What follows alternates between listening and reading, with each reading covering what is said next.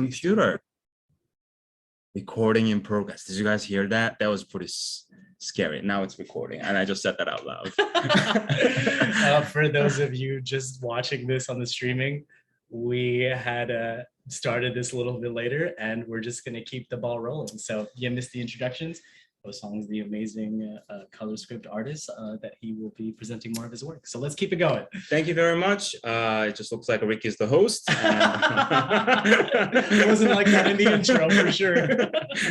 Yeah, I'm going to give a quick introduction to people who are in the streaming. My name is Eusong Lee. This is Rick Kometa, and he's the art director of the Owl House. And we were just describing what the Colorscript is, as you can see on the screen.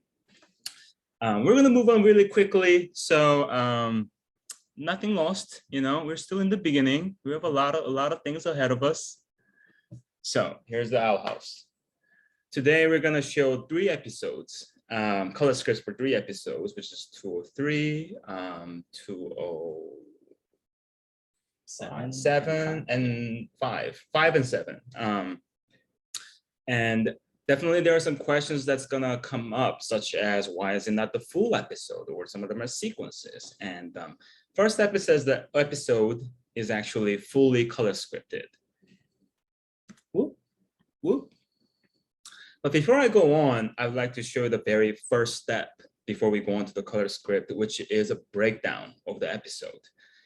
Usually an art director and the story director and animation, they come together and look at the boards and they break down how many designs or how many assets we're going to need for the entire episode. And these are the categories of how the designs are broken down into.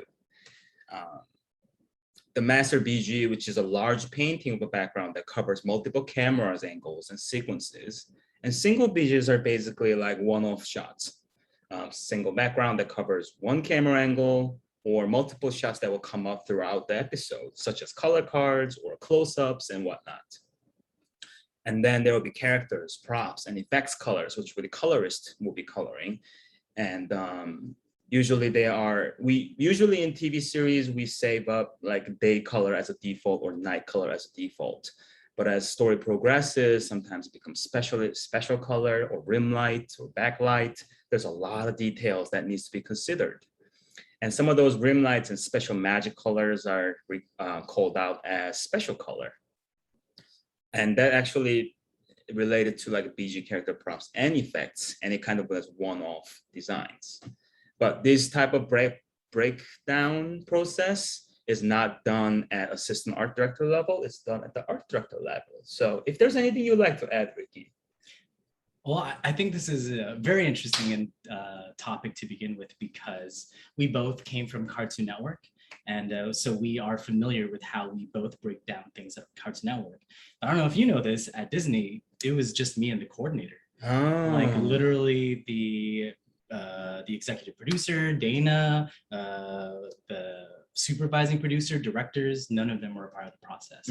So it really does depend on the studio, on the production, or what the needs are for the production itself. And so because Dana and the board artist, and because this is such a huge undertaking of a show, a lot of what they have to do, they really depend on being at their positions, and also relying on me to ask them that information. Right. So I would essentially just, again, down this list is absolutely correct. We would go through the animatic, the storyboard. I would find all the master BGs, and then I would discuss it with our black and white assistant art director, Stephen Sugar. And then I'd be like, hey, this is the overall brushstrokes of what we're going to paint, what we're going to design. Here's the lore that's all included.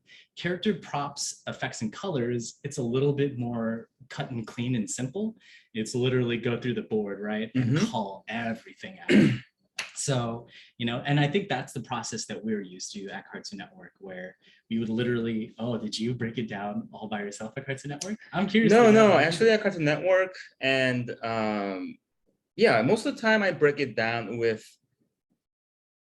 sometimes with EP, sometimes with animation director, just because it is really the base level. We can plan things out, or what's going to be in the post at the end, or what's going to be done before it's shipped.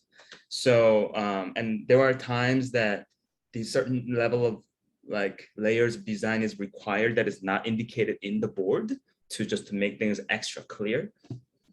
And those things has to be communicated on the spot, so it's not lost as like, coming to person. Right. And so I usually just request, but most of the time it was me, EP, and story director, because when we break it down, it was a conformed board, but it was still revised by the revisionist. Right.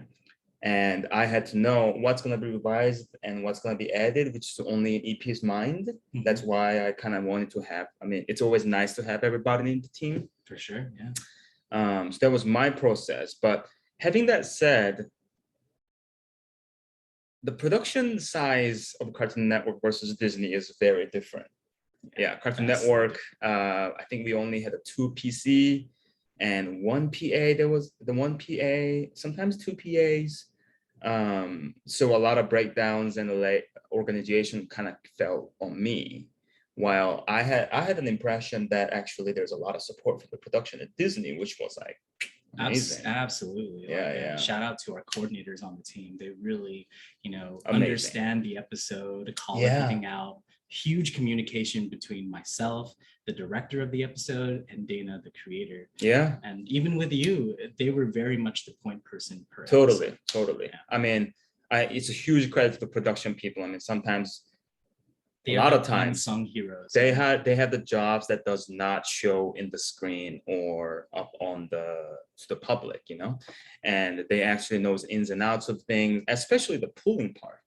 So in series, when you are moving forward from the very first of the season 1 to end of season 1 and season 2, there will be a backgrounds and colors that will be always saved up to be used in every episode, such as like establishment of the main home or main locations, kind of a forest or like a default forest that's used many times.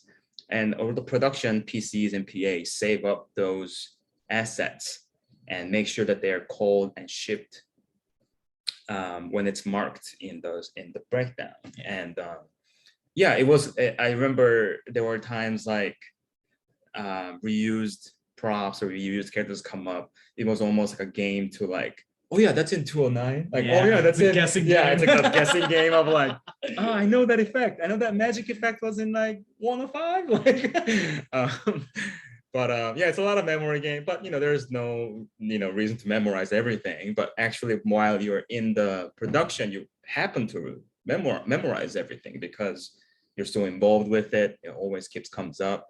By repetition of it. I think you just get used to the ins and outs of what you have as assets. Yeah, I think it's fun because if any of you have seen the animatics on any of these episodes or any previous episodes, if you watch it and you see that the animatic and the board has a reused background, that is on purpose, and that we are trying to save like line mileage. Totally. Then if you see a sketched out rough background, that's because we did it in previs. And if you see a storyboard background, that means we're absolutely redrawing. But another important part about this breakdown process is the part that we're about to get into. Is the process where I would launch you on the color script for the episode, right? Moving on, we are. Let's see. Am I clicking the right thing? There. So this is what the color script looks like as a prep stage. So usually Ricky, as an art director, gives me like a list of daytime, nighttime, act 1 starts where, act 2 starts where, very like a technical aspect of the color outline almost, right? Would you say that? Yeah, exactly. And what I do is I take a screenshot of the storyboards and then kind of lay it on how I'm going to color, what I'm going to color, and I kind of note it up, like from scene 1 to scene 7. That's the intro where the flashback of the Era when she first arrived in the island. And then after the intro, we go back to home and scene 9, and then they travel to the island and scene 61, and so on. And this type of division, I really like to have everything spread out in front of me. So anything I need, I can always like reuse and or copy and paste and just put it right in there. Because color script is not about being pretty. It's about, in my opinion, it's about knowing what you would need to make the final picture pretty. So any kind of cheat, any kind of like a reuse is most necessary to make things quite quickly. in my schedule as an assistant art director, I have 1 week of doing the color script and another week to do backgrounds. And that's very specific to our house, I think, because we only had one other background painter and myself as assistant. So I kind of had to do both of a painter job and assistant art director job. And for that reason, just prepping things in the beginning as thorough as possible is always good. And after this stage, I'm actually want to show you guys kind of a strip by strip from Act 1 to Act 3. So this is episode 203, Echoes of the Past. In the Act 1, in the beginning, we see the Edda arriving to the island and exploring to the inside of that tower. And just remember this color scheme, guys, and because it's gonna come back up. And one thing I wanted to point out is that on the top right corner, Ricky and I were talking about this, like how are we gonna try treat the flashback? Because we wanted certain kind of a treatment that makes sure that it looks like a different timeline. Not just the color enough, but it would be nice to have a vignette or some kind of a filter to it. You know, you've seen like very classic treatments such as glow on the whole thing slightly, or the noise, or vignettes. There are many ways to do it, but another thing we got to think about is the efficiency of it and how it's going to fit throughout the production. So having that said, I'm going to move on to back to the beginning of the show after the intro, which is back at home. And then Lilith, and then our main characters kind of travel to the island, which shows color progression from the warm tone of the house to the sunset and the island that you guys saw in the very beginning. And keeping this peak in orange and then moving on to toxic green, which is also very different from what you saw in the first strip, which is more of a blue and desaturated color. And that continues on to the inside of the island. This key actually turned out quite beautiful in the final. While I was making this color script, I did it as a freelancer, and I didn't get to see the final right away. But I'm really happy how it turned out. And having the toxic blue with the green, it creates a kind of a tropical vibe, but it's so dense that light is coming through only by the gap. That was like something that I really wanted to be happen. And when it arrived at the entrance, that purple color is something that is not really introduced before, but I think it creates very mystical and kind of like a magical feel to it. I think in the final, the design that you see is not what it looks like in the final, because I did this based on storyboard, not the actual final design. These color scripts are done before the final layout or during layout is happening at the same time. So it cannot be one-to-one. Again, it's very rough. At first, I actually wanted this for us to be very red, which is a very odd color for natural environment. But here is a big point about color scripting. Color scripting is not just about lighting, but it's making sure that each color represents its identity to the location, character, magic, or properties of a magic, or any type of qualities. And in this case, that forest was going against, they're too similar to the Bonesboro forest, which is already a red color.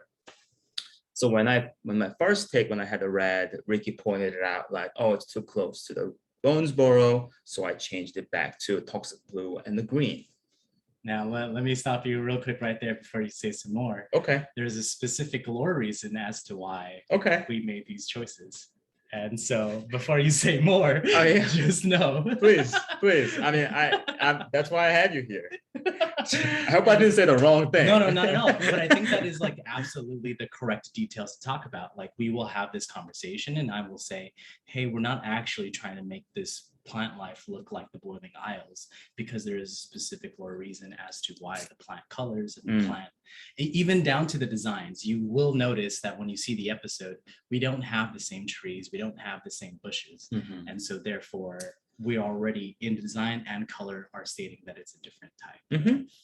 So yeah, sometimes I get a rough layout before it's finally finished. I try my best to make it in like a coherent to what's going to be in the final as possible, because at the end of the day, these color scripts are used for background artists or freelance artists and the colorist to,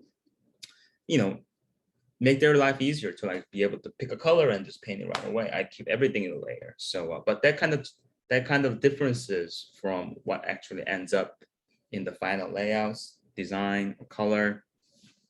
It all just kind of happens throughout the production. So I think it's just inevitable, but I do my best. Yeah. Moving on to the end of the second act, it's inside of the tower. I really love how this sequence turned out in the final. I think Ricky gave me a certain references with certain kind of rock. Oops. Oh yeah, I forget the name of the gem, but we were really basing it on a specific gem for the most part to get like the rainbow feels and like, you know, how like light hits a certain gem and then you can see all the occlusions. Yeah. I mean, it's very dark and low key, meaning like it's an average, the brightness of the key is very dark. But that helps the mysterious aspect of it. But meanwhile, I wanted to make sure that certain textural or properties of the material would come out through having multicolors kind of coming into the pillar or the floor. But overall, it needs like a dominant color. I mean, my way of always doing things is that usually like 70% dominant color, and then the last 30% kind of adds detail gives out the local color. Local color meaning the actual color of the object, and the light color means the color of the light that dominates or how much it dominates on the objects. So in this case, inside of the light, the little ball, like a light bulb magic, a lot of things are very warm color. So you could say the warm tone of the light color is dominant to dark local color. I mean, the darkness itself is a light color. It's hard to break things down because a lot of things kind of comes intuitively. But well, before you go, I'd like to just like mention that there is so much good details in all the color scripts you just showed. Because I think like, you know, based on some of your other color scripts, based on feature color scripts, a lot of what you do is just storytelling within the color. But every panel that everyone has seen so far is actually used for communication for everyone across the crew. And so there's a specific reason as to why we're picking these keys. And he's not being super gestural with them, but he's actually being very precise because those keys will be passed to background painters. This lighting situation is passed to our overseas animators and also our color stylists. So this whole color script that Eusong is showing you right now is for everyone to view and follow. And so a lot of what we're trying to communicate is how to run production in your color script. It's like, you know, here are the small gaps that we're trying to explain. And this is how you should do it gesturally. And then everyone else just executes it to the best way that they can. Gosh, just trying to make it look good. No. I mean, you already look good. Look at this. And also, I forget how much of this is like done on purpose. Like I completely forgot that the plant life and the rock, we're just like, oh, lore-wise, like it can't match the same type of. It was very important that this island comes off like brand new place that's so ancient that even Edda does not know or never seen before. Lilith say it multiple times where this is like a prehistorical ancient place that she never came across. So trying to create that like a new color scheme was something that's very fun. And I'm gonna keep moving on. Oh yeah, so you remember the first key that you guys saw in the intro, which was a little bit more bluer and slightly muted.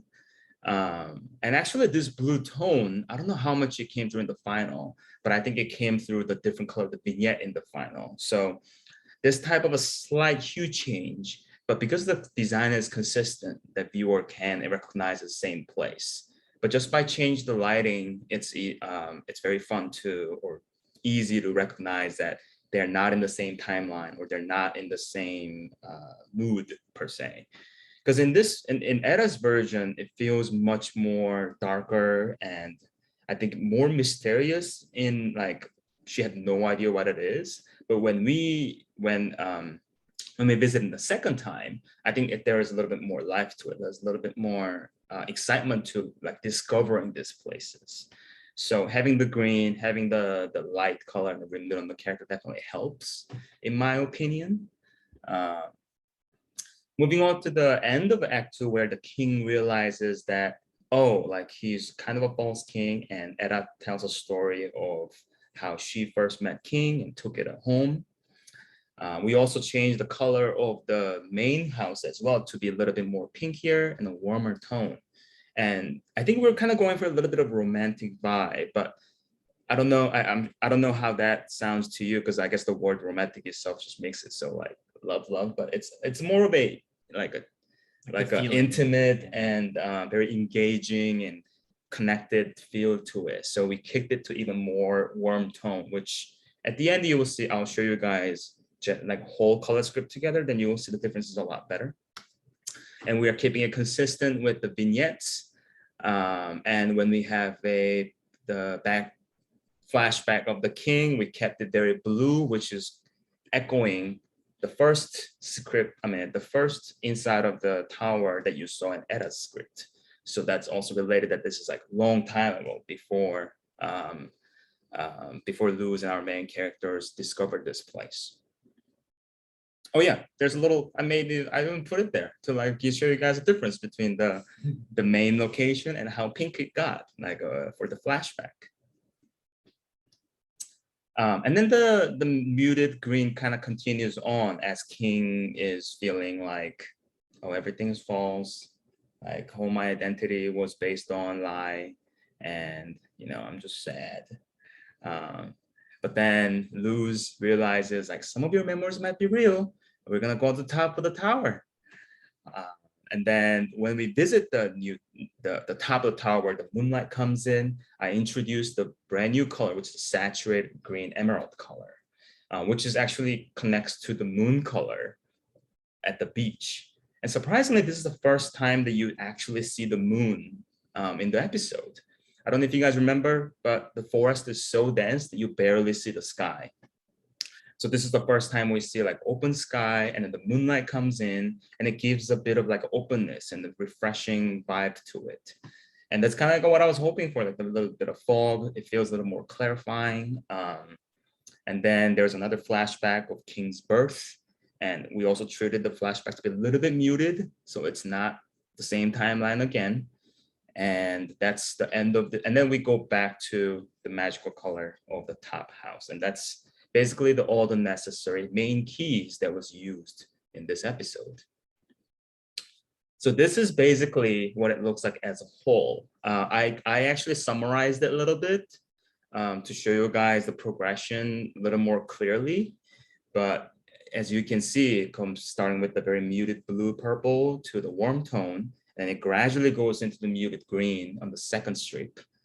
And we go into a magical color of the blue again, and it becomes very dark with the more contrast with the rim light. And there's a hint of a pink that reminds for the flashback of Edda and King's intimate moment. And then we go really deep into the sadness of the King with a deeper green and a more contrast in the black. And it opens it up and refreshes everything with a very bright, clean, mint-ish saturated green. And that's the way it ends. Just like I said, I kind of put this together so you guys a little bigger kid, but this is actually what's given in the production. What I did is in the first script, in the first street, I gave out the what the background might look like, and then with the vignette, same with the inside the tower, I show what it's looked like without the rim light or the light bulb, and then with the light bulb, and so on. So it's a lot more information, and it's laid out a little bit more like scene to scene and changes by changes. So as I'm sure this is kind of something that goes without saying, but just to make it clear, when it comes to making a color script, a lot of things that I focus on is consistency and contrast, and which it changes based on the plot points, or to be accurate, I could say I'm just focusing on where things change. And by doing that, you're more aware of the context itself. Like you can create a mood by one scene, but when it's in context and how fast usually a TV show goes, like an average shot of like a TV series is like incredibly shorter than like a feature or other form. Yeah.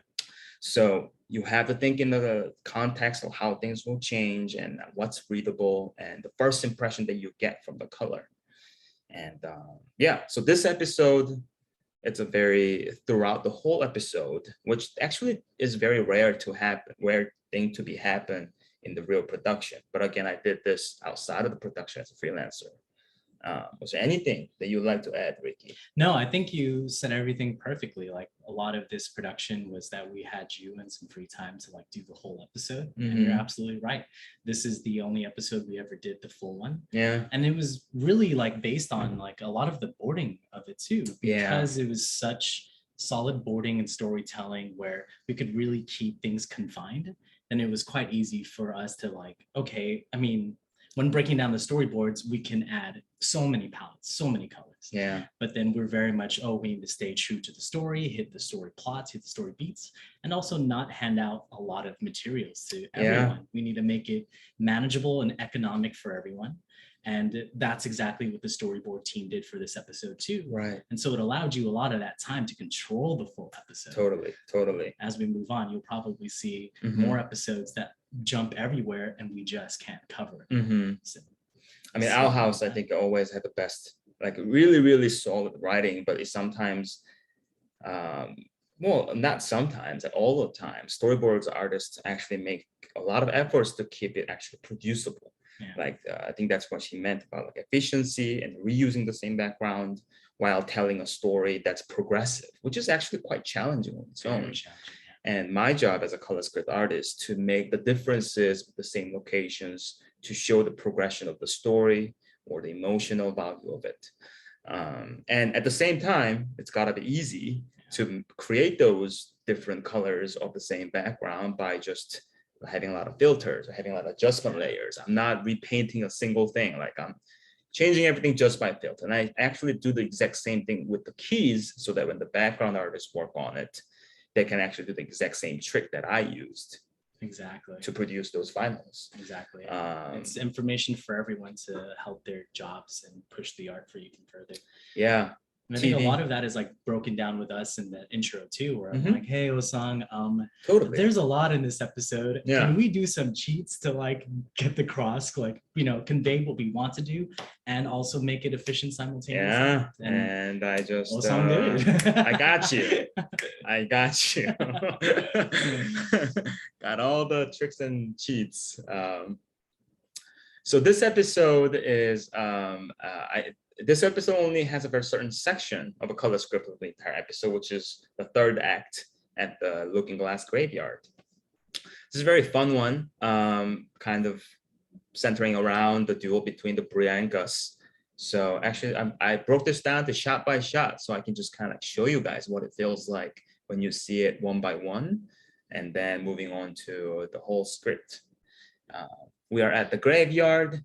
And in the beginning, there were Bria and her friends, but then Gus's magic kind of like break them apart, and so it leaves Bria alone.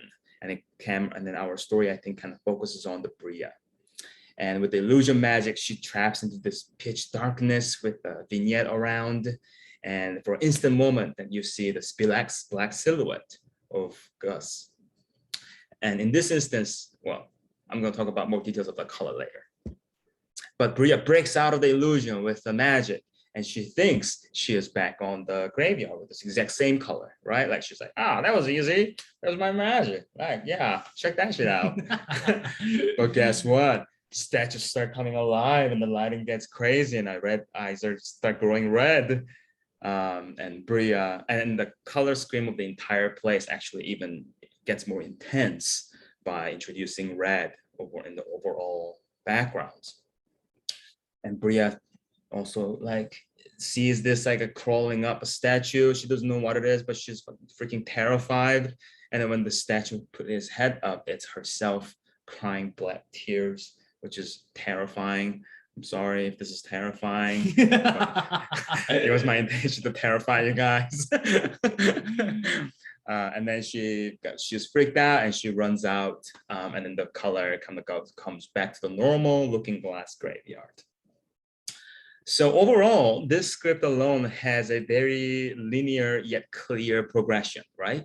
Like it starts with a normal color and goes into a magical pitch black place and kind of deceiving or making Bria think that she got out of the graveyard, but then there's another punch of like going into the red and gets more intense to for more dramatic storytelling. And at the end, it comes back to the normal graveyard color. In the final, there has been many times how the smoke and fog colors is introduced as illusion color. And I believe it was like a pale blue color, and which is actually consistent throughout the season. And my only indication to that magic color was that you can see in the red and normal graveyard color transition, where it's like a white and pale blue glow to it. So any kind of illusion magic is within that color scheme. Is there anything you'd like to add? Yeah, I think from the production point of where we are, you have joined the show and now you are painting and doing color scripts for us. And so what Eusong's schedule is like is we mostly have 2 weeks per episode and then sometimes 3. But Eusong is always working on 2 things simultaneously. So he's doing background paints on the previous episode and color scripting the next episode. And so a lot of the scripts are like, okay, well, now we have to figure out what's the most what's the important story point that we can color script, right? And then where can we fall back on when in terms to like reusing assets. So yeah, that's why like half this episode is based on pre-establishing palettes. That way we can really give Eusong the time that he needs to really flesh out the sequence. But also simultaneously, there's a lot of stuff that you've done for this background that isn't in your color script. Yeah, like you did the projection sequence. Yes. And you did the keys of the library. Yeah. So it's part of that process where, as I'm handing out materials, I'm like, okay, where can I get Eusong's best bang for the buck? And then after we move on, where can I still utilize Eusong's support? And then also launch him on the next color script. So I mean, it's incredible how much art director like Ricky has to plan things out so that it's effective as possible, right? Like I think we also had a conversation where like you asked me very kindly whether if I want to paint final backgrounds of ones that I did keys with, or a brand new background that is not in the color script, like how it could be utilized, or how it can make each assets to work as efficiently as possible throughout the team. And I think, it's always a pick and choose. There's not a lot of time, and we also want to do our best in things that we work on. So picking those battle as I think, very, very important qualities that art director should have. And I was very appreciative that I could just full on trust in Ricky's ability to see things through and plan things out for everybody, actually. So yeah. Great team. Yeah. I mean, amazing work. I mean, it all worked out because, again, a lot of what you do is feeding information to everyone. And because, like I said, everyone is a collaborator in here. So we absolutely trusted our painters to like take what you did and plus it. And I think if you look at a lot of Eusong's color scripts and compare it to the final background, final compositing, everyone has their own voice in really plussing what was already provided. So Rachel really took a lot of your color scripts. Rachel Young, one of our amazing background painters, she really took your color scripts and elevated it to the next level. Same thing with compositing. Once they get a color script of yours, like as you can you tell from this sequence alone, we really had to control how your color script worked, and then we really had to make it cohesive throughout the process. This was only a small step of that portion that everyone else had to then create and plus and make cohesive. So guys, I mean, one thing that I really felt that I was lucky in this production is that there are not that many experiences when the final comes out as like beyond what you can imagine, and to me that is the whole point of a collaboration, and how the team actually works in the way that it should, and of course, like I do my best to vision like what it might feel like or look like as a final when I do color keys, but when the Rachel took it to a whole another level, I was just in awe. Like it's just mind-blowing. I mean, she's an incredible painter, and the attention to detail and the patience, like patience it takes to paint these backgrounds. And I gotta say, these paintings for Owl House is much more demanding than other shows I have worked on, like amount of lightings, like amount of details in the layouts that Sam and Steven did. Like it's it's a lot to paint, you know, like there's not much way to cheat. Like, so it is a lot on Rachel. But she has done an incredible job, and I cannot be more appreciative. I mean, I'm so grateful to the team for sure. Yeah, shout out to Rachel Young. Rachel Young, check out her stuff. And Sylvie Park too. I mean, they're also incredible freelancers. I hope you guys get to find out as they share things online or through credits on the show. But yeah, like every single person, so crucial to the team. So crucial. I'm gonna move on to the Edda's Requiem. Yeah, that's a big show. Yeah, that's a big show. It's a big show. So I prepped this 3 episodes specifically. So 2 or 3, I wanted to show you guys the entire episode, and the previous one that I showed was a very succinct and linear progression of how color changes the mood and help certain intention of the storytelling. In this episode, things are quite heavy because it has a lot of color shift. There's normal color, music color, decay color, and every sequence of those magic is not as consistent as one would hope. Yeah. But it's very crucial to the storytelling and also being efficient in the certain timeline of 20-minute show. So I just want to show you guys the very beginning of the sequence where we introduce the magic color. So Edda brings up was it ukulele, or what's the name of the guitar? It's called I don't want to say the wrong instrument. Yeah, well, cool ass instrument. It's very mandolin. I think it might be a mandolin. Mandolin. That sounds pretty accurate to me. I really want to say Mandalorian, but no, just mandolin, because that is like a medieval instrument. So we start in the room, and then as soon as Edda start playing the music, everything turns into this, I call it like a music spell color. And certain details were added to make sure that this contrast is obvious to you guys, or how it even changes. First thing is the edge work between the normal color and the magic color. I added like a white rim to it so that you can see how the magic spreads out the space as clear as possible. Second thing is particles and those bubbles. Those bubbles are technically supposed to be a bouquet, which is like a light debris that you see because of the lens flaw. But in this instance, we are using it as more like one of those like soap bubble. It animated like that way. Yeah. But all we needed was some kind of indication to create an atmosphere to contrast to the normal color. Yeah. And we also introduces close-up of the Edda's chest jewel that turns into dark gray, which connects to the decay color, which is the third stage. In the story, just to introduce that concept, there is a boot that turns into normal color, and then there's a glow effect on the prop. And just attention to detail to make things feel clear, instead of glowing the actual object into a magic color, we are glowing the outer ring to make it feel detached from, giving it a little more depth from the background. I mean, that actual treatment is very consistent throughout all the magic treatment in Owl House. I think because the backgrounds of the Owl House are very elaborate and sophisticated, having this clarity or some kind of a thick outline glow to separate that from background is always helpful. Ricky, this guy. And then it goes into decay color. So in decay, there are 2 elements, which is a local color change, which turns to a gray. But then there's also this like a Miyazaki kind of, what do you call it? Like a goo or? Yeah, I mean, we call it the curse. The curse, okay, it's the curse. Essentially like there's like Miyazaki goo stuff that comes out of it. And it's also has this black rim.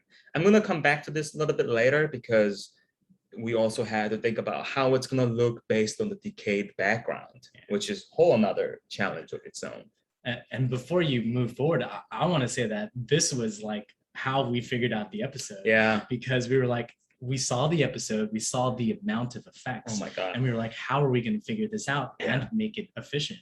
So like breaking it down to these like simple rules of like, okay, well, this decay will then become the future palette and that will become that. And just also the color choices in and out of itself has all been purposeful in terms of, the red barred magic and how it relates to rain, Mhm. but also the gold that matches with both Rain and Ida's magic. I'm gonna come to that actually. Oh, Good let's keep good way to going. segue into the next panel, which is this memory. So the whole magic color is based on the good memory of Etta and Rain, which is very endearing. And we actually is introduced that when the Etta plays the music, everything turns into this very glowy, beautiful, romantic color, which is became the magic color of the entire episode.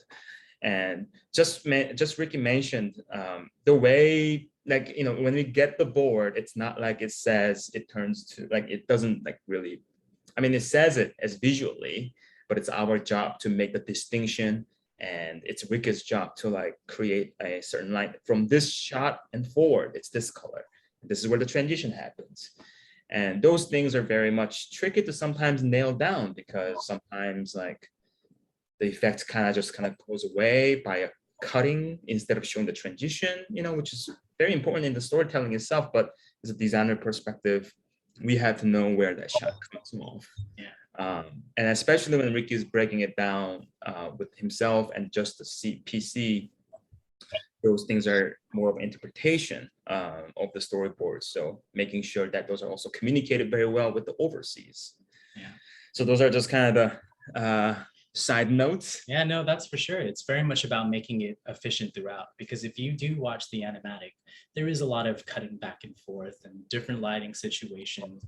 It's really hard to read, but it really takes, me discussing with Dana and the director of the episode, letting them know that, oh, I really need to condense this as much as possible. So this whole sequence will probably overtake everything. So Right. It's a huge communication and communication game. Yeah, it really is. People know when you're going to do something, and also understanding when you should do something. Just on a little, making a little note, if you are part of this chat, thank you very much for coming, but please mute your microphone, and we're gonna have time to take questions at certain point. So thank you very much, and we're gonna move forward. Also love how sweet everyone is with all the hearts and like drawing that over the presentation. Love the interaction, and I love that you aren't like overtaking. And this, Anthony is just going all out. He's just drawing. I like that. Is that Ricky? Is that yourself? Okay, moving on to the next panel. That's you. Thanks for coming. So what a flex it is. So I just wanted to see the whole progression of this, the last 3 acts, because I think it's actually fun to see it one by one. I try to make it as clear as possible, and I can talk about little details to how to make those differences clear. So in the Bad Forest, we see Etta and Rain, and then they come up with this like idea to play the music and actually intentionally create cursed music to fight the battle. And at first, we see this beautiful color, and I talked about this edging work and the particle, and it goes full on as they keep playing the music. But as curse kicks in, and it starts creating this, the goos that are coming out and the burn edges. So this burn edge was kind of introduced with the boot in the beginning, but throughout the whole background, that's a crazy level of like work, to be honest. But that is something that's very important, I think, those edging work. Again, in Colorscript, what's most important is the changes. And even in the background, the point where changes are happening is crucial to create clarity. And we also talked about how those gray goos would be red clear on top of decayed color. And in this instance, I added in black glow on top of it. Usually glow works in a way that is brighter than the local color so that it gives a sense of light. But in this instance, we are using a black, which is quite odd choice. I think that's another reason why it makes it feel more dark and twisted in some regard, in some way. And then we go on full on decay color, which is very creepy. And I loved how it turned out in the final as well. Beautiful mushroom, by the way, Anthony. I can kind of see the name, which is very cool. And this is the basic throughout of all the color keys. And this is what I gave out like at the final, like what key is this and what key is that. Basically, it's three different backgrounds, matted out, and basically cuts out like a hole on each background to make it look like it's changing by matting out. So it is a very challenging sequence as there are so many backgrounds, but also board artist has been very thoughtful about reusing the shot. So we don't have to change every single background. And as I have mentioned in the previously, basically this strip itself is like a master background that will contain many different camera angles. So I also picked this layout to do the treatment. Yeah.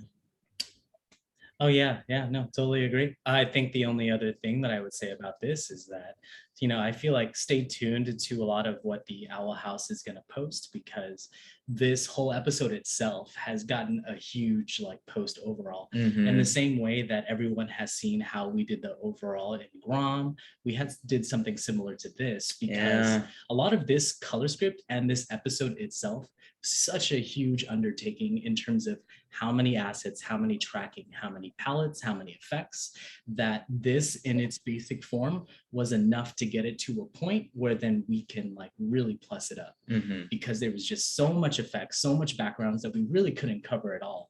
And so, you know, huge shout out to our post team, Vessi and Pong. They really took everything that Eusong did, elevated it to the next level. And so it will be really interesting to see how close the color script was and how much we really had to define and hone everything into the final picture. And you may even see instances, because I will say that middle color script in key, that's absolutely what the episode looked like. Like if ever we got it back in post-production, they would literally just put that red blanket on everything. And then Dana and I would be like, oh man, everything is really red. Let's try and like pop things out. Really pop. So Another one, absolutely beautiful image. And sometimes he'll get so bright, it almost feels like daytime. But wow, is that my voice? I don't think that's your voice. Please mute yourselves, by the way. At this point, please mute. We'll definitely have time to chat about it more in detail. Thank you very much. Let's keep going. All right, we're gonna keep moving on. And I think that's actually, oh yeah, this is a one instance that was an exception, where we don't go all the way to the full decay color, but we have to cut.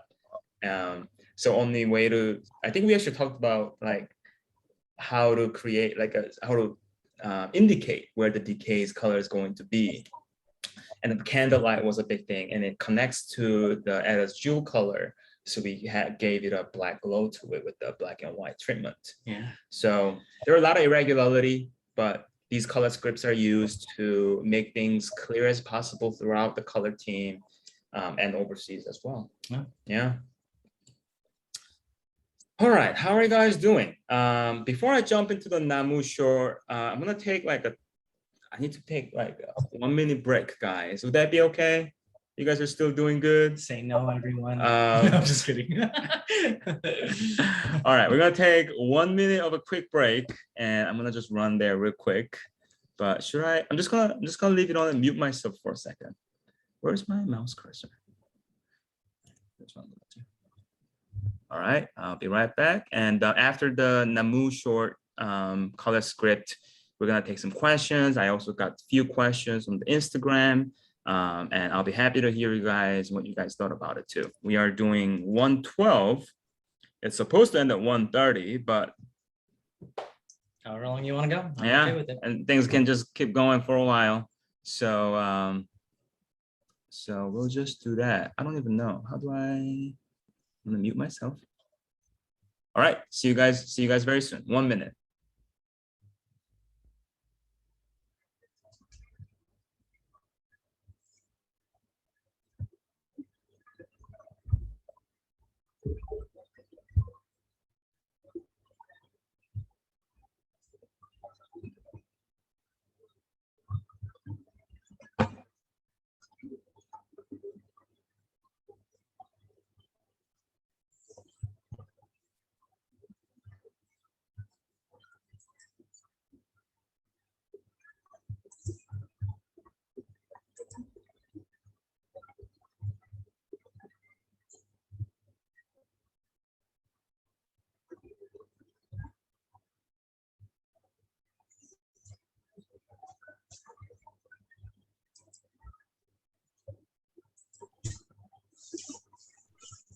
Hey, Arkaroy, I'm not sure if you can see the chat or not, but would you mind muting yourself, please?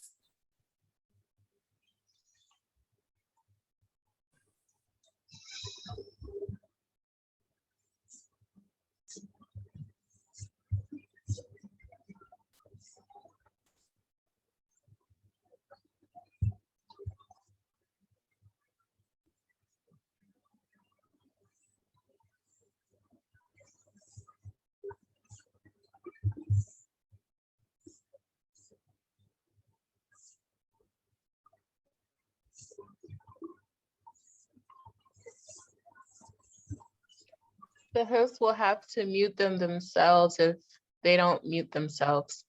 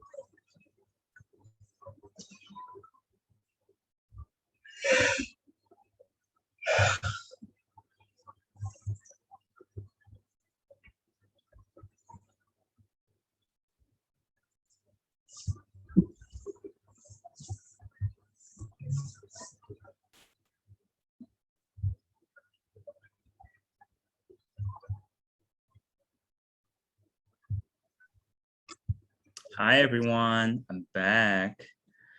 So thank you for staying around for the Owl House color script. Hello, hello. And I would like to run through Namu VR short. So Namu VR short is not actually released yet. So without knowing what the story is like, I'll be explaining a little bit of what the story is about. But I understand there will be a bit of a, a bit of a hard time to like connect the context itself and why and how things are made. So, but I mean, it's not too crazy. I've got a permission from the publicist and the company itself, so we're good. It's perfectly fine for me to share this. Let me see. Let me just play this. All right, during the presentation, please mute yourself for the time being, and we'll come back with the questions and talk about it. It's not illegal, guys. All right. So the Namu VR, it's a VR short directed by Eric Oh and produced at Baobab Studio in San Francisco. And I was an art director on this short, and this short actually is very conceptual and has a very heartwarming message that I was very happy to work on. The story actually revolves around the guy in the poster, and it actually represents the whole life of the person. Whole life meaning like since he was born till he dies as old age. So to even like attack a color script to create a certain identity within hues and the weather and the lighting, it was quite a challenge of its own. One conceptual thing that I'd like to also note is that Namu means tree in Korean. I'm Korean, Eric is Korean. So it was actually kind of a meaningful project to begin with. And as our main character grows older, this tree also gains different objects that represents his life, and it grows into a certain shape and a form as a metaphor of his life in that time. So this is actually the very first attack of the short in a color script. Just to give you guys a little gist of things, like in a 0 to 10 years old, your baby, it starts It actually starts with this little star in the sky, and then and magically you kind of see it like forming into a tree, and then our baby is introduced. As the infant grows up, the tree grows as well. During the adolescent times, there are a lot of fun things like, you know what, like a 4 to 9 year old would relate to, such as toys or finding about what the person likes, like finding about like little seeds of how it's going to grow into a real passion. And in the second strip, coming into the age of 10 to 20, that's where things are a little bit more self-conscious. You know, I mean, of course, everybody's self-conscious throughout the whole age, but by the age of 10, it's not just like a happy day anymore. There's like a slight spring-like lighting. And as he grows up, he meets a girl and falls in love throughout the age of 20 and 35. I don't know if you can see it, just right off of the color script, how the value of the keys or the hues are not as drastic. Like it kind of draws this like a linear graph up to the age of 35. And then at 35, when the love is gone, you kind of see this deep into low saturation, low key, but the contrast is getting shallower. So it kind of implies his loneliness and a bit of struggle in his life.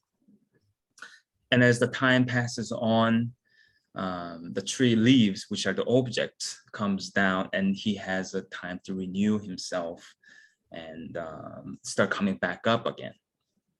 And 50s and 70s, there is ups and downs in that timeline that the story indicates, but it's a very different type of struggle than like a loved one leaving. It's more of a life progression that he deals with and grows into. Throughout the process, I mean, throughout the age of 20 and 35, he also finds his passion, which is art. But as an old age, he changes his outlook to the life and finds a different meaning of doing things that are fitting to his situation. And by age of 70 and 90, as he looks back his own life, which is old and covered in snow, he finds what was most important when he was a little kid and brings it out into a metaphorical form of transformation, turns into a red tree, which echoes the very beginning of the life that was introduced in age of 0 to 10. So it draws us like a full circle as a red tree, as a bookmark. I don't know if you guys have noticed it, but when I first saw the storyboard and as a tree, tree as a theme, I thought it would be actually quite nice to plan out the color hues based on the seasons throughout the year. So from 0 to 10, it's very like spring-like. And I mentioned in the age of 10, even the rain itself feels more like a spring rain that transitions into the summer. And the love itself is portrayed in the summer night, very romantic color of the hot daytime color. And then 30 to 50, and then throughout the 60s, it comes into a more of a warm, desaturated tone of autumn, and connecting to like objects falling from the trees, or how the morning color of the old age is different from the morning color of young ages. So all these things are, and then moves on to the winter time, which is the 70s and 90s, with a very deep space color at the end. So the progression itself is actually designed to be whole year as a person's life, along with the tree's growth. So there's a very conceptual idea to this color design. As this is kind of a more of a thumbnail version of the initial strip to show you guys where the transition happens. And I think putting in, this is like a little technique that I learned by looking at Dai Susumi's color script from Holton Hears Who years ago. He put this like a little color, like a bar with the swatches that basically is a simplified version of the background. Basically average color, I guess, like the medium color of that scene. And by just doing that, you can kind of measure what emotion or the mood that it creates just by the color, not by the subject, not by the weather or whatnot, just the purely color itself. And as you can see, the raining point and moving into 20, the transition itself is very mild, like you barely notice it, but he kind of grows into it, and the big transition happens when the girl leaves at the age of 35. And age of 50 and 70, hues are a little bit all over the place, but it's kind of stays within the similar level of a saturation. So it's not so much about the excitement. Like to me, saturation is all about like a beat or like a low key, like the mood of it. It changes a lot to the emotion, I think, to the saturation. If it's saturated, of course, it's very happy, very hyped, excited. If it's muted, it's a little more calm, and there's less of a drastic changes. But the color is more about the identity, in my opinion. So in the old age, there is a variation, but in the emotional aspect, it kind of seems consistent. And at the old age, it blurs out to a bright hue and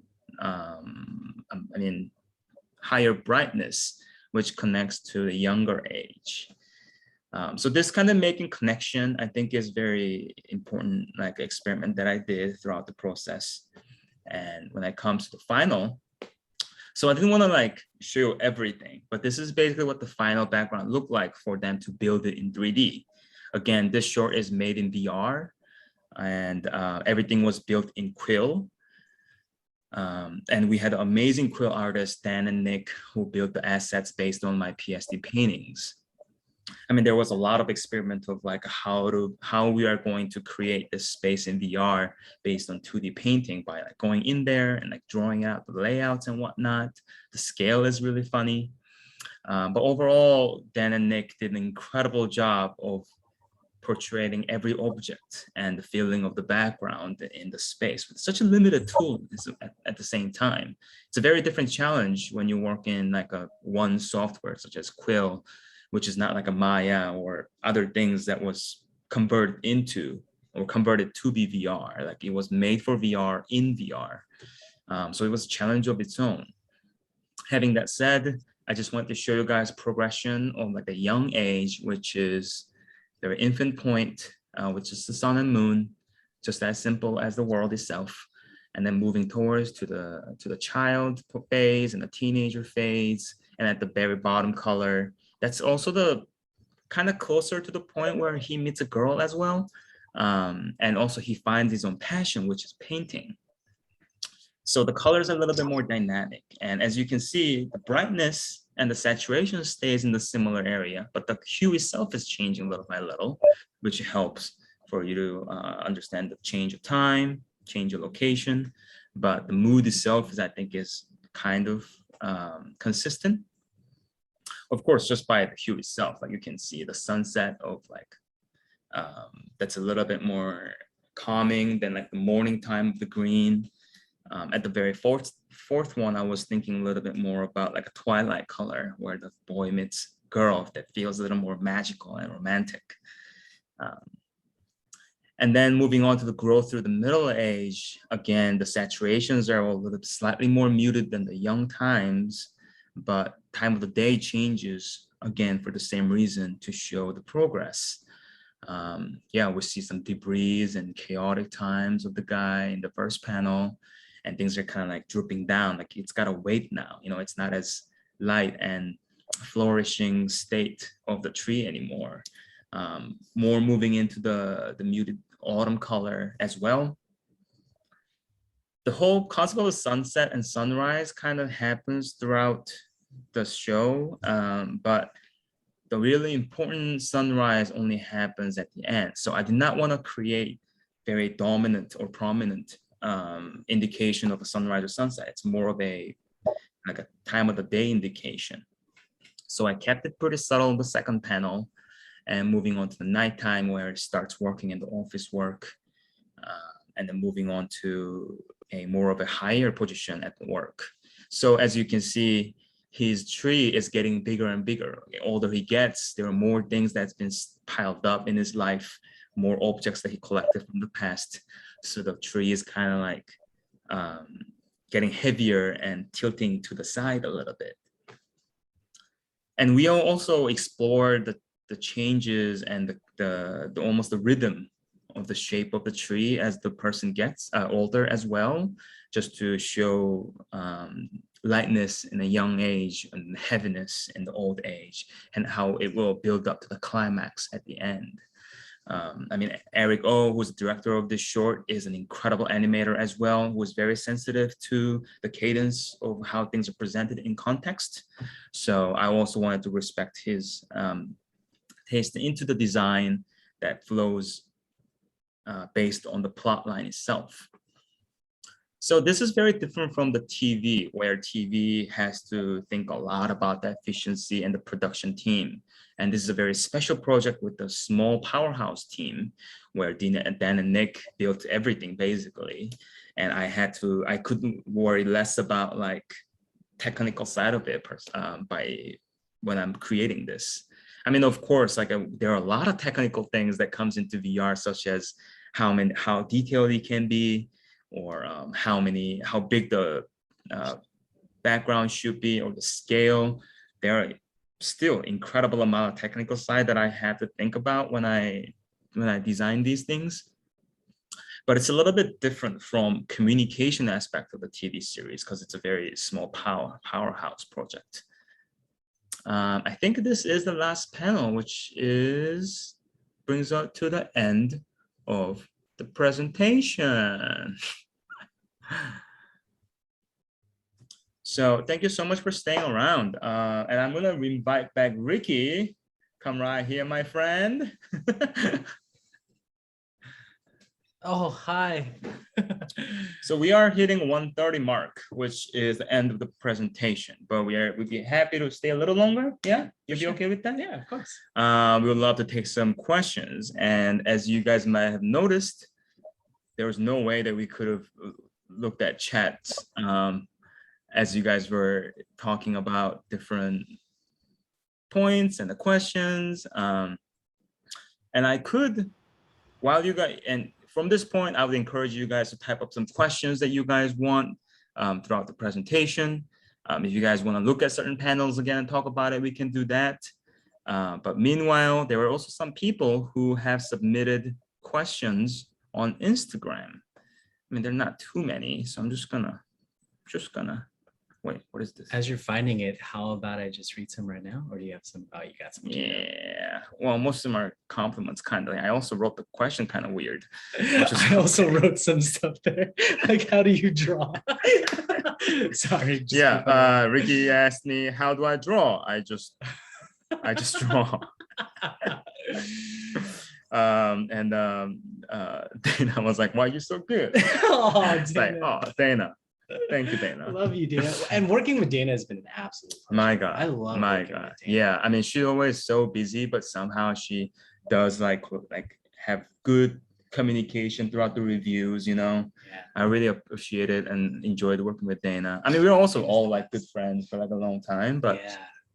meeting in a professional environment is definitely a little bit different, but There's still. some pretty good questions up on that. Oh my goodness. Oh my goodness. Should I do this or should I do that? Whichever one. I'm just gonna do this real quick because these questions are much shorter. What are the most used colors? Actually, in our house, I There's mean, a lot. actually in our house, I noticed that I use a lot of purple. Purple has been like the dominant color of a lot of episodes for me. Yeah. Um, Me too. yeah. Literally, when developing the owl house, that was like my main shadow color. Yeah, I would yeah. always do purples, and so I mean, purple is always like purple and green are the most useful color because they can be either warm tone and cold tone. So it's very easy to create combination of colors while you have those like a transitional colors in between. yeah, I will say that like using purple and saturated colors have been the most helpful. Yeah.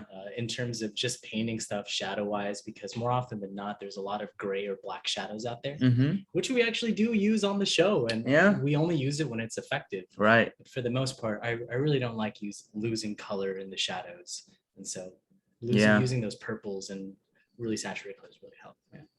Next question is, what is your favorite part of working on the Owl House?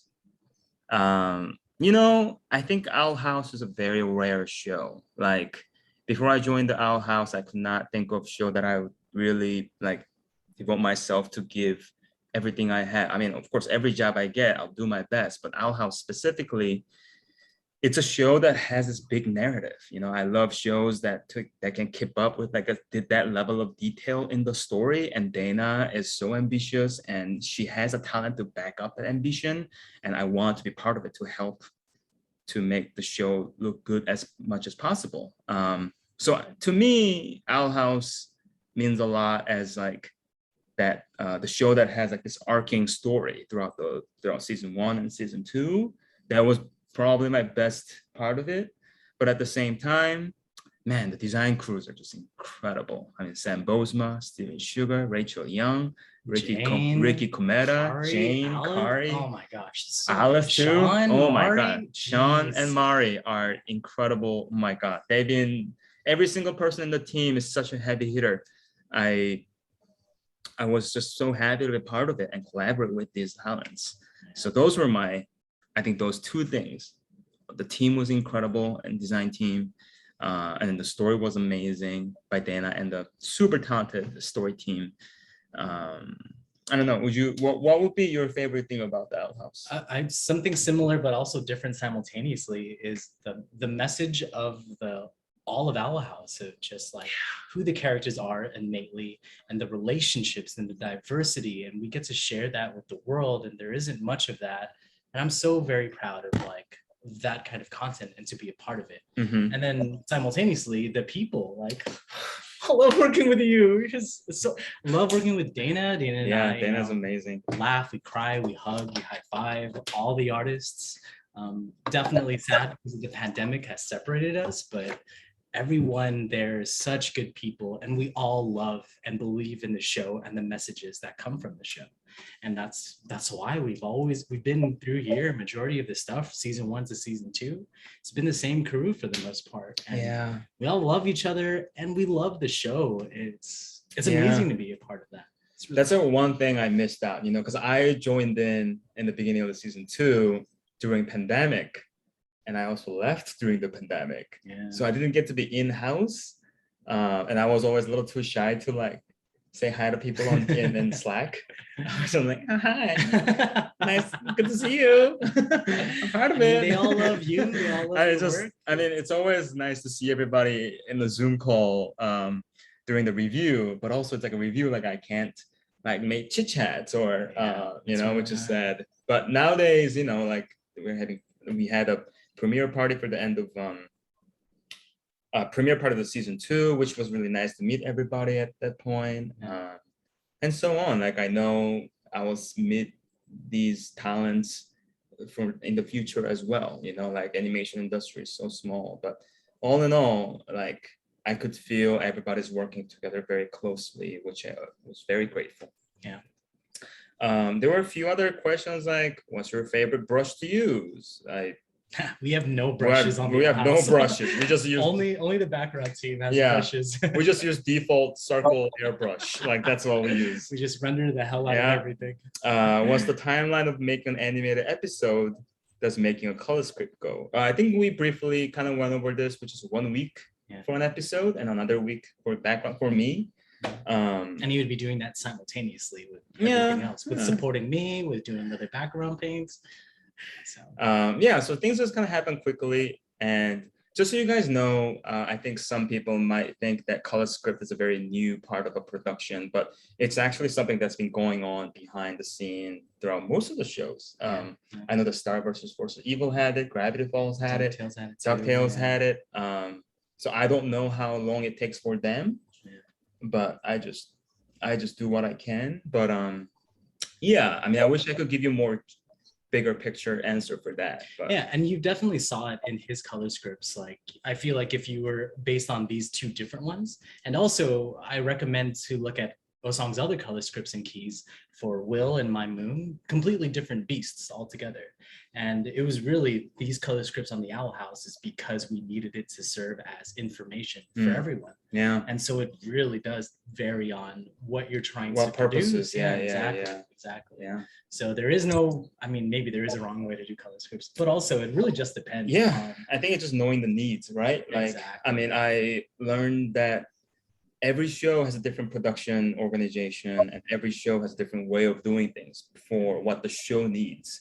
So in the first season, it's always a hassle to like figure all that stuff out. And this guy did it. We are no feature studio, so we need to cut some corners, that's for sure. But that's where that's where you like become wise, that's where you know which fight to fight. And it's also really fun because like if we were in feature, we would have to go through notes, revisions. But this was literally like, all right, Eusong, good job. We don't have time to futz over this. Let's pass it to Rachel, Solby, color designers, everyone, move on. We do have we do have a lot of reviews, a lot of thoughtfulness that goes into it. But luckily, most of the time it's been very smooth. Yeah, but it's also like weeks versus years. Yeah. It's vastly different beasts. That's another thing. Like, of course, I don't know what it's really like in feature because I've never done like full-on color script for the feature. Sure, yeah. But having that said, there's this limit of like, I imagine in feature you can really hone things down to like shot by shot and every lighting change within the sequence. Yeah. Where in TV, one key that you do covers the entire sequence. Like there's not much leeway to it. Yeah. So that's a challenge of its own. Like how are we going to create good amount of changes and indication of emotions and beats within by just one key that will cover the entire sequence. Yeah. So that's a difference I can imagine as far as I can think. Yeah. But just like mathematically, we literally only have 2 to 3 weeks to finish a color script. And that's just for shipping in general. Like legit, we have to finish it here because we need to ship it out. Right. So. All right, so let's go over this chat. I'm gonna scroll it up and up and up. Ooh, thank you for submitting so many questions, guys. I think we're gonna. There's a lot of all right. So Bruno have asked, what is the job role title that work on Colorscript? What are other job responsibilities aside from working on Colorscript? So in Owl House specifically, there's no such thing as Colorscript artist full time. Maybe there is. I don't know. I think there is. I don't know why. Like, I don't think there is in Animation Guild as like a job title. Yeah, but I think I have to verify. I have no idea. I'm gonna spread some misinformation. Yeah, don't quote us on this. I think DuckTales, like specifically the Parpin brothers, were Colorscript artists. Gosh, Parpins, they're incredible. Brothers, they're amazing. They're amazing. I don't know them. I love them. So I know, a lot of times color scripts are done by the AD or other color script artists and whatnot. And so on. It's always different, depends on what the artist's strength is. But in my case on the Owl House, my job title was assistant art director. And as we have already kind of talked about, I usually get like 2 weeks turnaround, and 1 week I do color script, another week I do background, sometimes simultaneously. And as an assistant art director, it's my job to like, sometimes I assign paintings or help people with notes, like the colorists or the painters or freelancers when he's too busy to take care of the managerial aspect. But Ricky is so like prolific in taking multiple tasks that they're not that many times. He has been very generous to give me the creative control as much as possible, that I didn't need to do too much of that. And so that's kind of the job description, like being able to help out on the managerial side if I need to, but mainly focusing on the color design and the color team aspect to support each artist. Yeah. Like, it's not so much about like, do this or do that, but it's more so like knowing what the notes were and knowing where to connect dots with.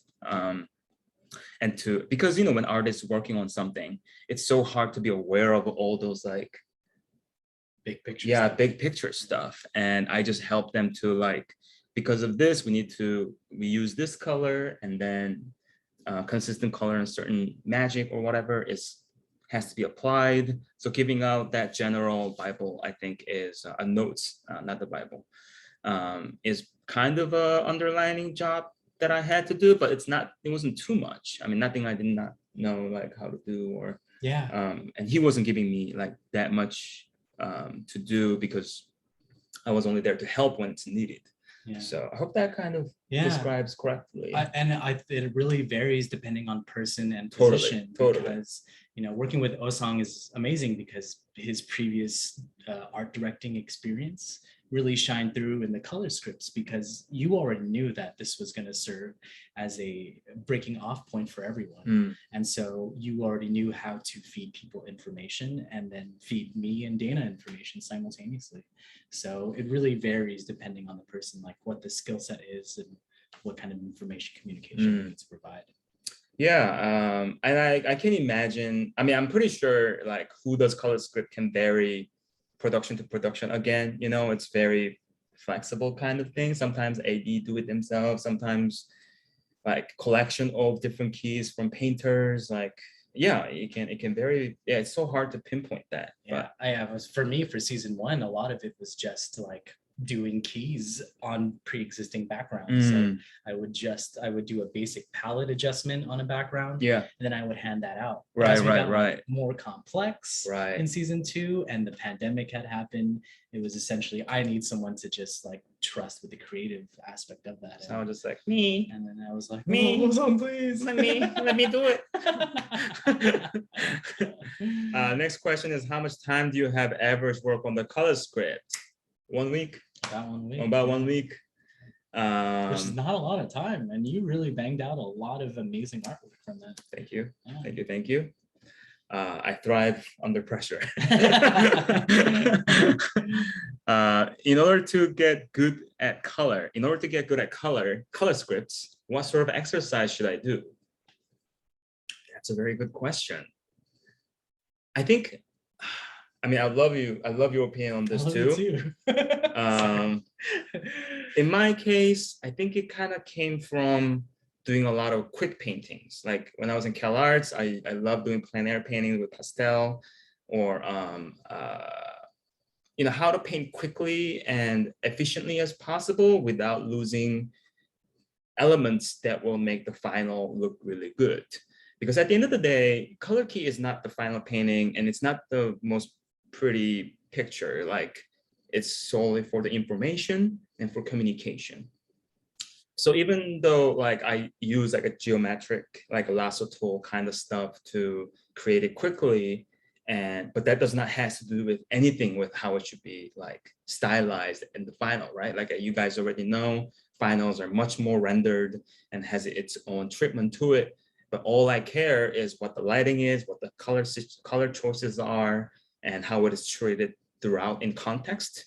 So I think as far as exercise go, what I really like is how to conceptualize a story or / plot points, and knowing how to connect dots into color that you give identity to, if that makes sense. I don't know if I'm saying that makes perfect sense. Okay, I agree with it.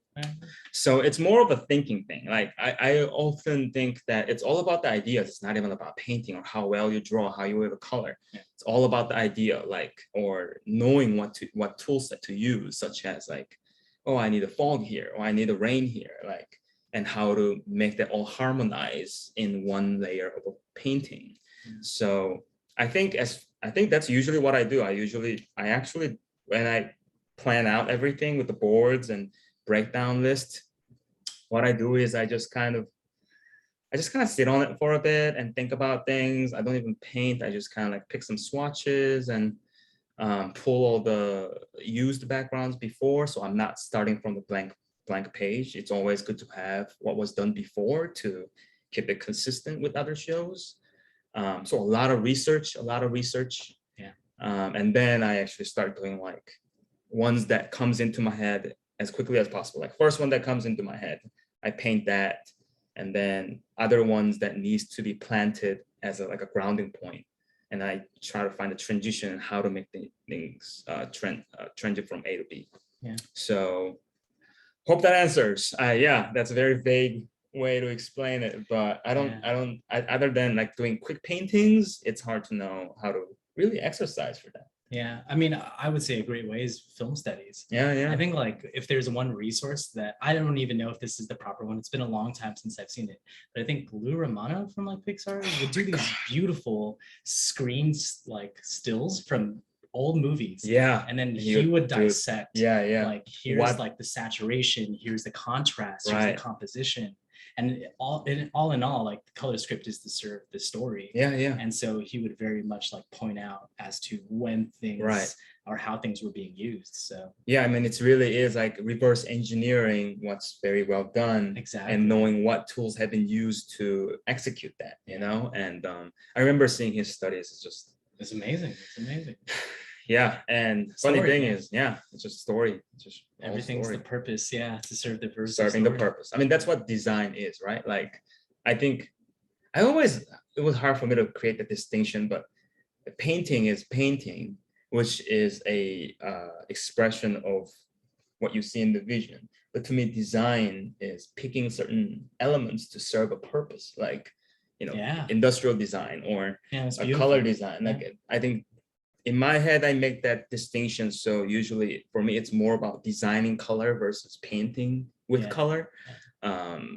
Yeah, all in all, that's, yeah. There's definitely a level of foundation that you may need, but after that, it's the whole creative aspect of it and really figuring out what it means for the store. Oh God, how do I pronounce this? Beatrice have asked, I don't usually see open position for color artists. How can I apply for the role? How do I apply for the role, Mr. Art Director? That's fascinating.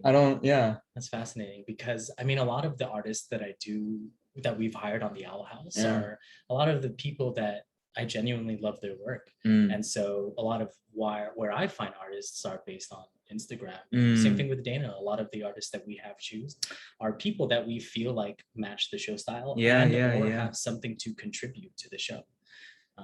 In terms of like finding a color artist, just post color work, that's tough. What do you think?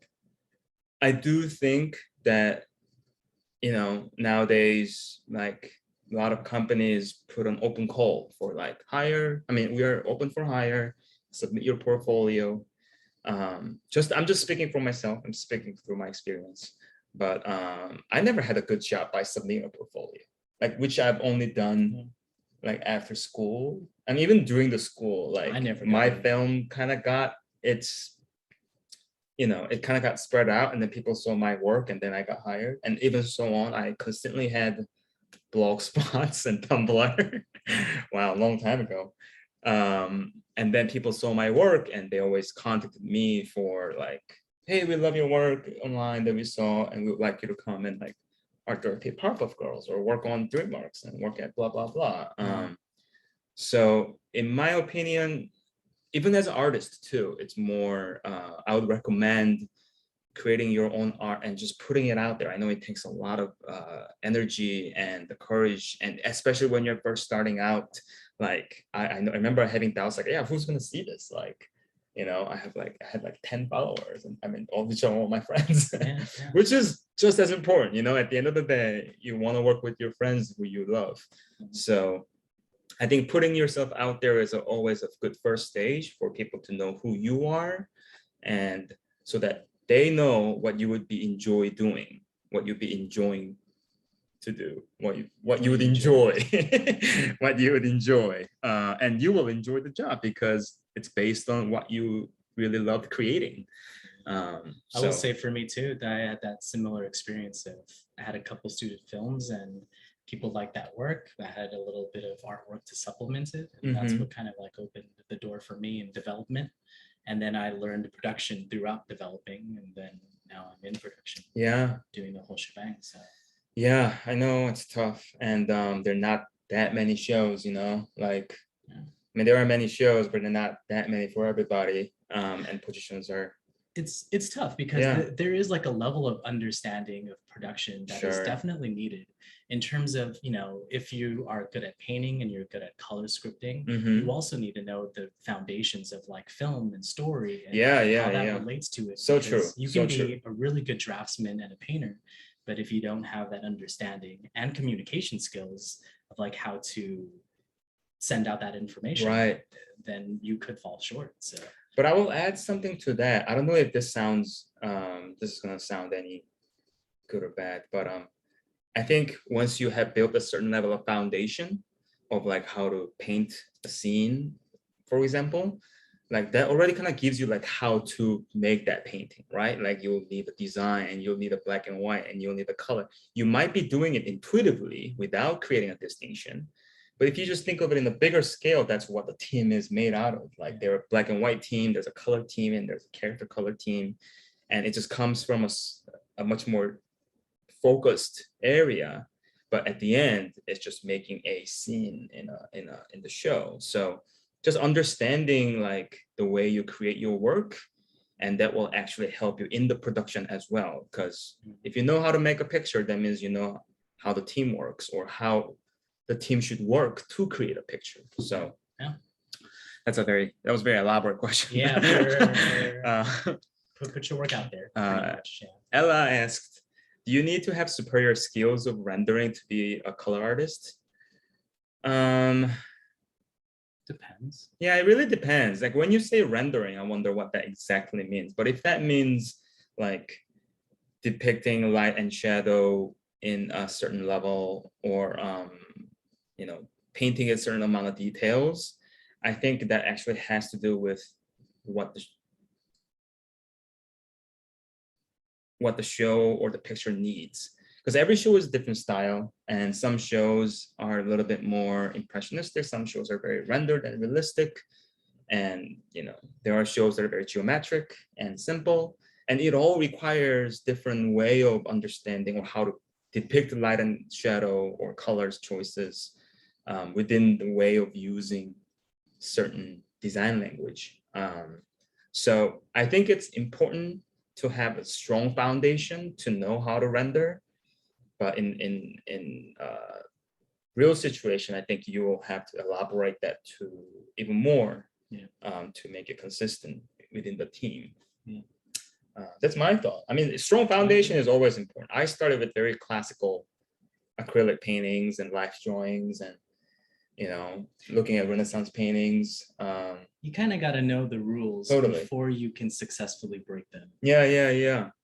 And I do think I feel very lucky to have that strong foundational skills, so that when it became like, oh, different style, like I just need to know how to like decipher certain tools into that style. Like I know how to like decipher certain style, like, and just do that because I like a lot of foundation have helped me to know those tools.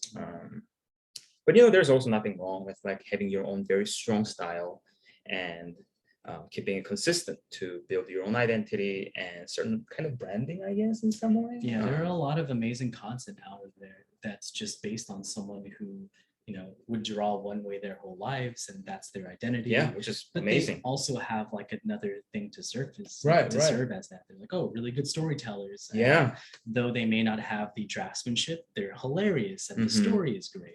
So there's always like this another aspect that like could totally be to it. So. And one style doesn't mean that it's limited to do like one story or one genre. Like while having a certain aesthetic style, you can still tell many different ways of like how to depict a mood or emotion. So I mean that really depends on the style and what it's good at. It's hard to say. I don't want to generalize a lot of things, but that's just, I guess, just my understanding when I work on things. Yeah. Also, I have to say, I do love this conversation. I feel like this is just how we normally talk. Yeah, this is basically what we talk about in a couch with a drink. Yeah, we'll have a drink and we'll break down design. Yeah, it's pretty fun. Danielle Danielle asked, piggybacking on that thing, would you say making a color script for a portfolio project would be useful, or is it something that you really don't do or see until someone's an AD? Gosh, this is a very good question. I have to say, even though I have color scripts in my portfolio, I wonder many times if it actually does any good, because the person who is looking at it doesn't know the story, doesn't have the context. So it's a hard call. I don't know. Like sometimes, I mean, I have it in my own portfolio because it's most of the things that I've done, unfortunately. But I don't know. What's your thought on that? I think it's really good. I think Yeah. like it definitely shows range. Yeah, You know, if you share a flat color script, right. I think it'll definitely let them know if you're capable of doing it or not. But it's definitely more than just the color script is what they'll be Totally, interested in. totally. Like they want to see even more rough sketches or rough colors and or even finals too. Like every Wow. director, every AD utilize a certain level of finished artwork for different purposes. So if you could show the range, I think that would be the best way to go about it. Also to understand how you got there. Yeah, So totally. It's totally. important to understand the process and Yeah. if they can utilize it in their own production. Mhm. Next question is from Nita.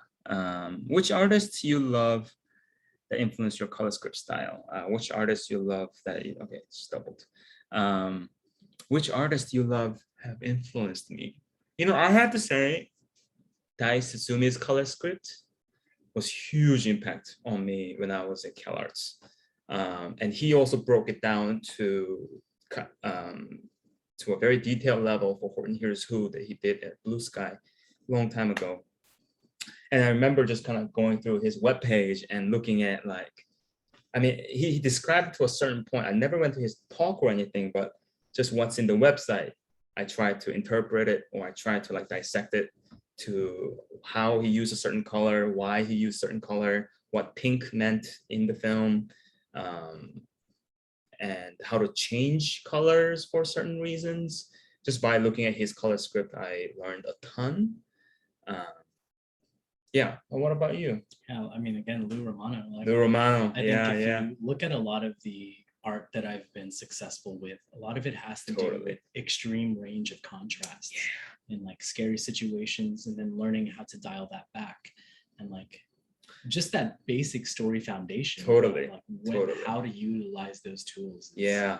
Very good. I mean, especially his work is so like bold, you know, Yeah, like and simple and exactly. bold, and it's super clear and not only clear in the story, but like what that just block of color does, you know, and very Simple. also simple and minimal indication of lighting, but everything just so makes sense that you can picture it in your head. I think it's very inspiring way of doing a color script. Yeah, both amazing masters out there. There's also a lot of really amazing comic books artists out there that do like a lot of simple, you know, basic color palettes. Like it won't be as well rendered as some of these other artists, but I think that was a lot of what I had learned from Steven Universe. And like a lot of people from Adventure Time, Steven Universe had come from like a comics background. And so colors are really expressive in terms of how color characters were rendered. Like the Owl House is very much in a solid foundation with lighting that's pretty solid. But to work on those other colors that essentially, you know, this character is blue and inside the mindscape is blue and it has this cold feeling and then we you know, go to this dangerous feeling. It's very obvious, clear, but also beautiful. Yeah, just there are too many good artists out there. There's a lot of amazing people. We are, I think I gotta do one more and then I gotta 2 o'clock, so let's do one more question. I don't know how to just pick. Choose anyone you feel like, my friend. Okay.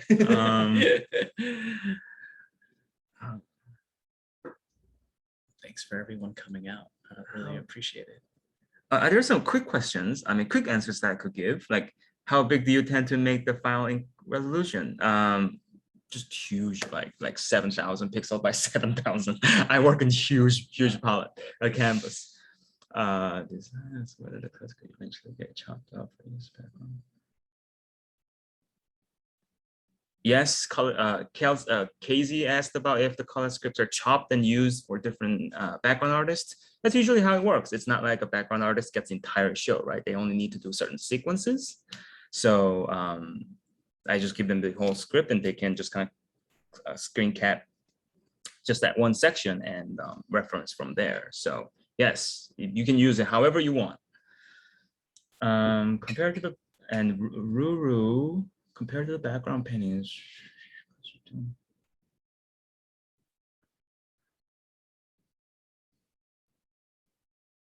Ruru's question is very interesting. So compared to background paintings, what are the details that color script don't go into? The color script shown seems close to how the final would look like already. I mean, the effects for the most part. Yeah, is- effects for is a sure. like general lighting throughout the episode, Yeah. especially that 207. A lot of that was, none of the background paints looked like that. The development of Literally just that one eerie batscape forest Yeah, would yeah, be the yeah. only background. And then we would control the effects, and the cursed was all just hue saturation effects where we would desaturate everything. Mm-hmm.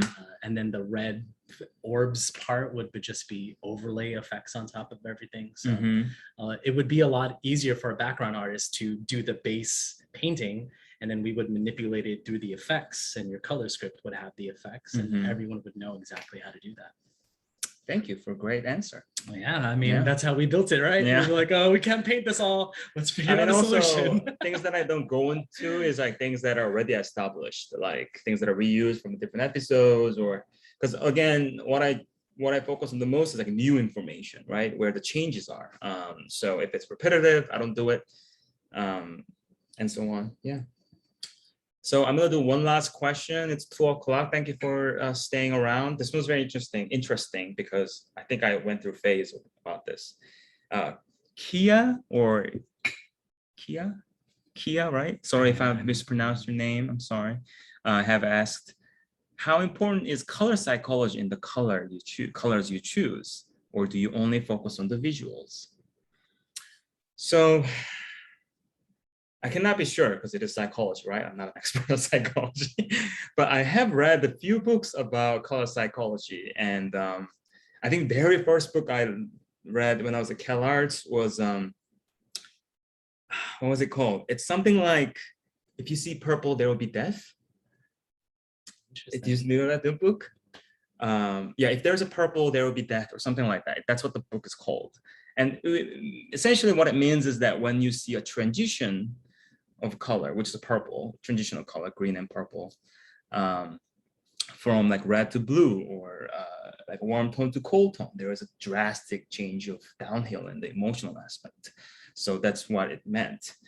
And I do agree to a certain degree where certain colors are most likely to evoke a certain emotion, such as, like red and orange is like exciting, and color psychologists throughout all industrial logo design, such as like yellow supposed to like provoke like appetite, and orange usually means innovation, like green is for peaceful, like tranquility. There is like very well established idea about the color, and it's kind of I ended up understanding it as if they are kind of stereotypes.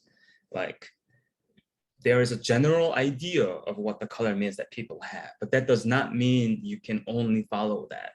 You should be able to utilize what general viewer will see it as, but you can always take a twist at it. You can desaturate it, saturate it, or put it next to another color to create a whole different emotion.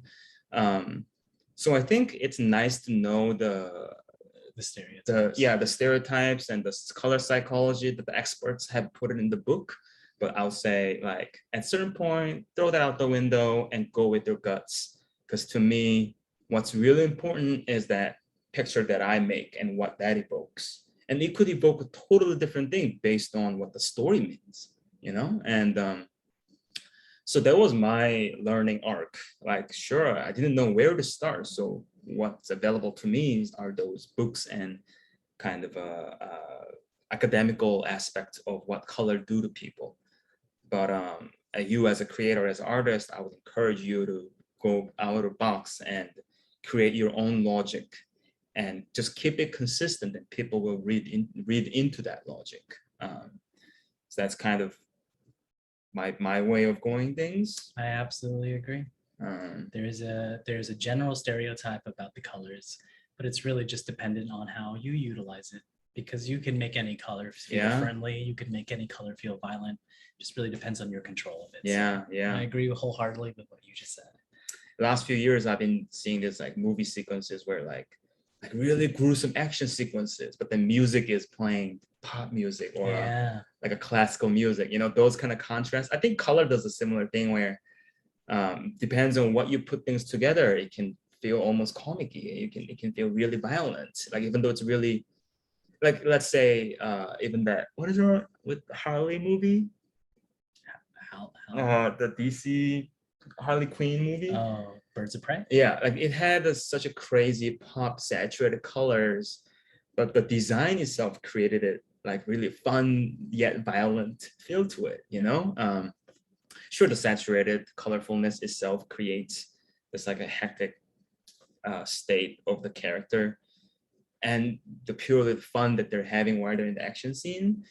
But because of the context, you don't just see it like childish. You don't see it like a, I mean, I guess it has some childish fun to it, Yeah. but it's more than that, right? When you are mixing it up with other elements. Yeah. I love those type of contrasts. So yes, we are hitting 2:10. Thank you so much, Ricky, for staying around. I know it's a little bit longer than No, it's okay. I asked you to be. Thanks for having me. Thank you so much for coming. And I did not expect this many people will come around. Thanks for staying around too for such a long presentation. Yeah. So, and good luck with everything. Yeah, would you like to add something? Be good to each other. Keep drawing. Yes. Be kind, guys. Be kind. All right, guys. Thank you very much. Love you guys. See you Thank guys you. around. Bye.